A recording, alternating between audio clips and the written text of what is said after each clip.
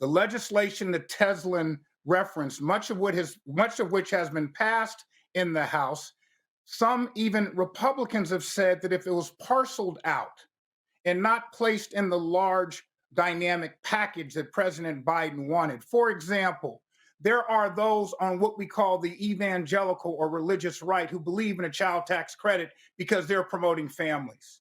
There are those who recognize that we can only be globally competitive as a society and as a country with pre-K education, meaning universal preschool.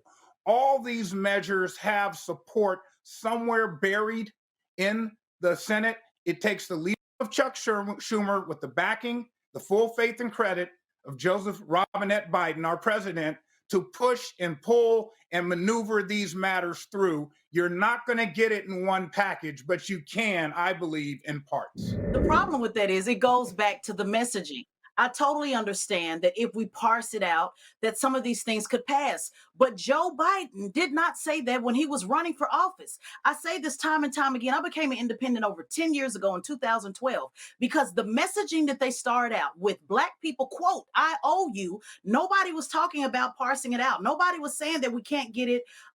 Let's get it a piece at a time. When you volunteer these promises, you are setting yourself up for failure. Why say that if you knew over 40 years in Congress, you knew that you could not pass the George Floyd Justice and Policing Act altogether? So why did you tell the family that? I was in the room. So this is why I'm so passionate about this, because I was literally in the room and no family member said, hey, do you think you can pass the legislation by the death of his anniversary? Nobody asked for that. He volunteered that. So we set people up for failure. And then when it's time to actually get it done, it's then, oh, it doesn't work that way. You guys don't understand. You just don't understand civics. No, I understand quite well. It's called being hustled and conned and bamboozled to get people to the polls and then not delivering and not being honest. I just asked to be honest throughout the process and give people the opportunity to make a decision for themselves if they want to work with you on the long play.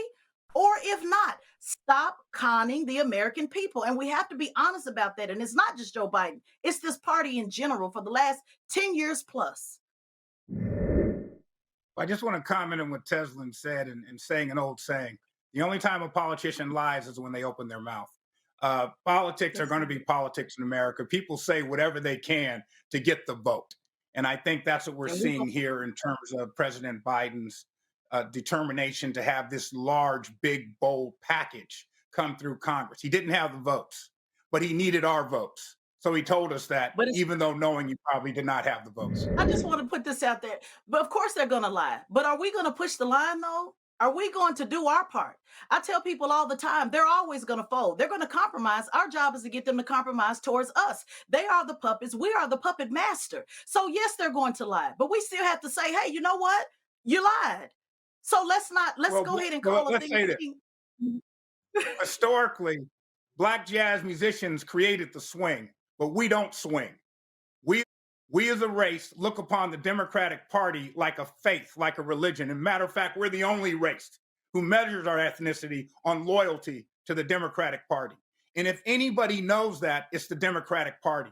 Unfortunately, the Republicans are not offering much of an option at this time. So I do think there needs to be a new voice in the body politic, particularly directed to these critical swing voters who are African Americans, to advance a more realistic agenda for our communities. And you did a jazz reference, and I'll close it with the Tupac reference from my generation. It's called The Ambition of a Rider. We're going to continue to ride until they do exactly what they say they're going to do. You thought it was a game. See, I'm not, Bishop is still praying for me. I come from the school of Tupac. I'm a rider. I'm a straight rider. You don't want to mess You don't want to what? Mess with me. See, I'm not your average Negro, so